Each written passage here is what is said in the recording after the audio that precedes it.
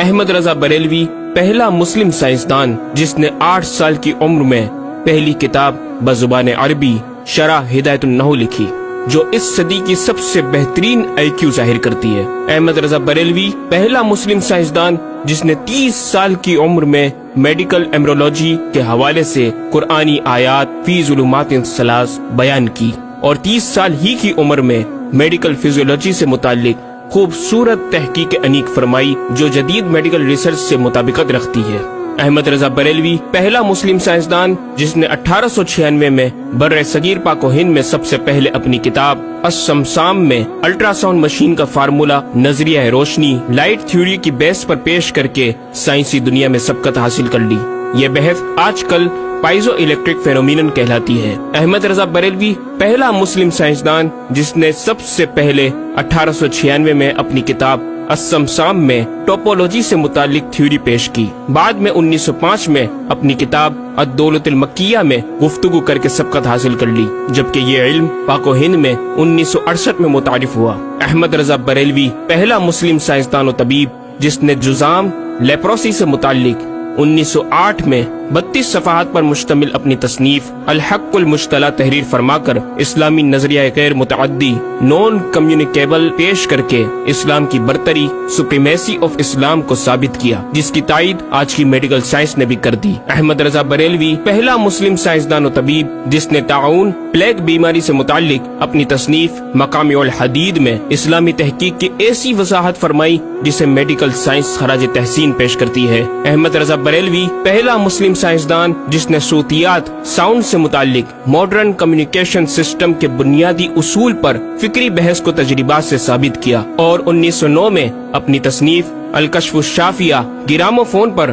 تلاوت قرآن سننے کے جواب میں تحریر فرمائی اور تحقیق کی کہ آوازیں فضا میں موجود ہیں۔ مفکر اسلام نے اس رسالے میں ابتداً فوٹوگرافی اور فونوگرافی کا فرق ظاہر کیا، نیز ساؤنڈ تھیوری پیش کر کے کان کی ساخت anatomy of the muscles tensor اور ایئر آؤٹر اور مڈل کو سماعت کے لیے ضروری بتایا، جس کی تائید جدید فزیکل سائنس نے بھی کر دی ہے۔ یہ بحث آج کل ڈیمپڈ ہارمونک موشن کہلاتی ہے، جبکہ علم صوتیات پر آپ کی ایک اور تصنیف البیان الشافیہ حکم فونوگرافیہ بھی ہے۔ احمد رضا بریلوی پہلا مسلم سائنسدان جس نے وضو اور غسل کے پانی پر پوچھے گئے ایک چھوٹے سے سوال کے جواب میں فزکس کے موضوع پر فلوئڈ ڈائنامکس سے متعلق تصنیف الدقۃ والتبیان 1915 میں لکھ کر جدید سائنسی اور فقہی انداز سے تحقیق کے انمول موتی بکھیرے، اور پانی کی 307 اقسام بیان کی، اور ایک کتاب النور والنورق تحریر فرمائی جس میں پانی کی فزیکل پراپرٹیز کو 43 قسموں میں تقسیم کیا۔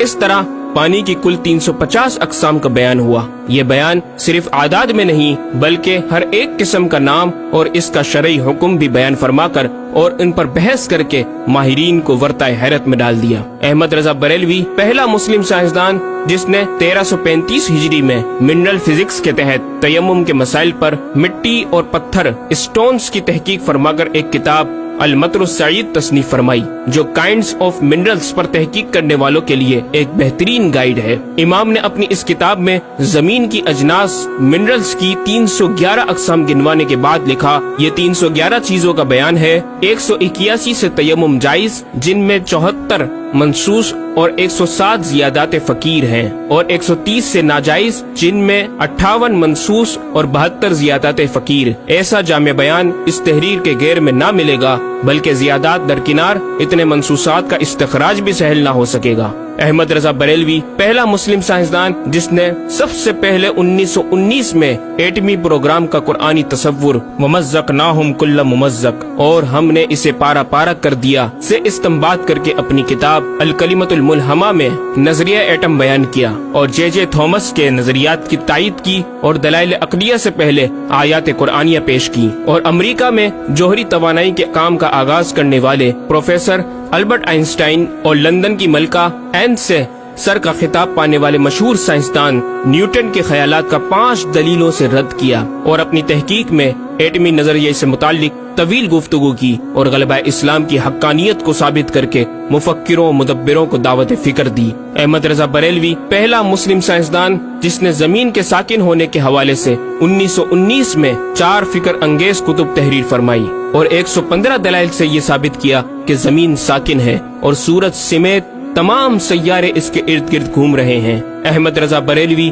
پہلا مسلم سائنسدان جس نے علم البحر اوشینوگرافی پر بھی قلم اٹھایا اور حرکت زمین کی تحقیق میں اپنے رسالے فوز مبین ہی میں ایک باب علم البحر کی ذیلی شاخ مد و جزر ٹائڈز جسے جوار بھاٹا بھی کہا جاتا ہے پر بحث و تحقیق کی۔ احمد رضا بریلوی پہلا مسلم سائنسدان جس نے 17 دسمبر 1919 کو دنیا میں ہونے والی ہولناکیوں کی دنیا بھر کے اخبارات میں پیشن گوئی کرنے والے فرانسسکو امریکہ کے ماہر ثواقب میٹرولوجسٹ پروفیسر البرٹ ایف پوٹا کا زبردست رد بلیغ اپنی کتاب الکلمۃ الملہمہ میں فرما کر ماہر علوم فلکیات ایسٹرولوجسٹ کی فہرست میں بھی اپنا نام لکھوا دیا۔ احمد رضا بریلوی پہلا مسلم سائنسدان جس نے زلزلے ارتھکوئک پر آج سے 115 سال قبل 1327 ہجری میں تحقیق فرمائی۔ ایک نظریہ یہ تھا کہ زمین ایک گائے کی سینگ پر ہے اور وہ مچھلی پر کھڑی ہے، جب اس کا سینگ تھک جاتا تو وہ دوسرے پر بدل لیتی جس کے سبب زلزلہ پیدا ہوتا۔ بریلی کے مدبر اعلی حضرت نے اس بات کو نہ صرف بے اصل قرار دیا بلکہ زلزلے پر مزید تحقیق اور دلائل دیے کہ اس کا اصلی باعث آدمیوں کے گناہ ہیں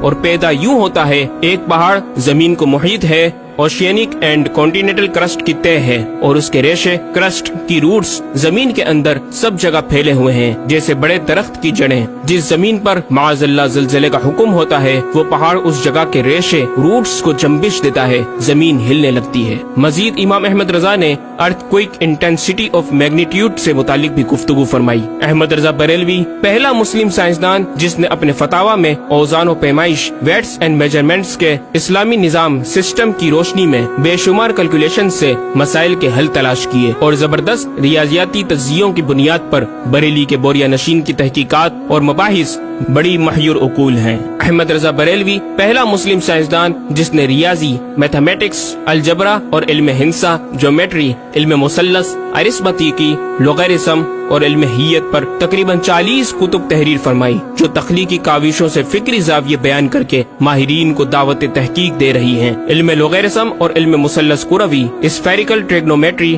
کے اصول و قواعد اور دلائل و براہین سے سمت قبلہ سے متعلق اپنے وقت میں پیش آنے والے مسائل پر ایک کتاب ہدایت المتعال اور کشف العلہ تحریر فرمائی اور تحقیق برجندی کی تائید کی اور جہت قبلہ پر لکھا کہ سوا گنتی کے 2-4 نادر مقاموں کے جو شاید آباد بھی نہ ہو بلکہ غالباً سمندر میں پڑے جن کا قبلہ نقطہ اعتدال ہو۔ بریلی کے ایک چھوٹے سے قصبے میں بیٹھا یہ مفکر و مدبر دنیا کے 2-4 مقامات کی طرف اشارہ کر رہا ہے جو مغربین یا مشرقین جہت قبلہ سے خارج ہیں۔ ان مقامات میں سے چند کو آج محققین نے جانا کہ وہ روس کا ایک دلدلی علاقہ، گرین لینڈ کی آخری جنوبی سرحد بحر ظلمات کی گہرائی، آسٹریلیا کے جنوبی جزیرے ہوبارٹ کا وہ سمندری علاقہ جسے برف کا سمندر کہا جاتا ہے، اور چوتھا ارجنٹینا کا وہ سمندری علاقہ جسے ڈریگ واٹر وے کا نام دیا گیا ہے۔ احمد رضا بریلوی پہلا مسلم سائنسدان جس نے علم توقید پر گرا قدر کام چھوڑا۔ اپنے وقت کے اس مجدد کو اس فن میں اس قدر کمال مہارت حاصل تھی کہ آپ اپنے ایجاد کردہ قواعد کے ذریعے یہ معلوم کر لیتے تھے کہ کس وقت آفتاب طلوع کرے گا اور کس وقت غروب۔ آپ کی فن توقید میں 19 کے قریب شاہکار کتابیں ملتی ہیں۔ احمد رضا بریلوی پہلا مسلم سائنسدان جس نے اس دور کے مطابق ایک عظیم اسلامی معاشی منصوبہ اور اقتصادیات پر کفل الفقی الفاہم اور تدبیر فلاح و نجات تحریر فرمائی اور مزید رسائل و نکات اکنامک کانسیپٹس کی تحریر کیے جو 100 سال بعد آج بھی اور آئندہ کئی صدیوں تک کارآمد ثابت ہو سکیں گے۔ احمد رضا بریلوی پہلا مسلم سائنسدان جس نے آج سے کئی سال قبل ایک جامع و پر اثر تعلیمی منصوبہ پیش کیا۔ آپ نے ایجوکیشن اینڈ ریسرچ سسٹم متعارف کروایا جس میں تعلیمی سسٹم پر آپ کا 10 نکاتی ایجنڈا آب زر سے لکھنے کے قابل ہے، ایک کاش کہ ہم تکمیل بھی کر دیں۔ احمد رضا بریلوی پہلا مسلم سائنسدان جس نے انعطاف نور ریفلیکشن آف لائٹ کی تھیوری کی وضاحت پریکٹیکل کے ذریعے اس وقت فرمائی جب علی گڑھ یونیورسٹی کے وائس چانسلر جناب ڈاکٹر سر ضیاء الدین احمد نے امام کی چوکھٹ کو دستک دے کر دریافت کیا کہ حضور اس کا کیا سبب ہے کہ آفتاب حقیقتاً طلوع نہیں ہوا مگر ایسا معلوم ہوتا ہے کہ طلوع ہو گیا۔ محلہ سوداگران کی چھوٹی سی گلی میں رہائش پذیر دین کے اس امام نے ڈاکٹر سر ضیاء الدین کو انعطاف نور ریفلیکشن آف لائٹ کے تعلق سے پریکٹیکل و تجربہ کے ذریعے ایسی رہنمائی فرمائی کہ ڈاکٹر صاحب نے اس بات کا اعتراف کیا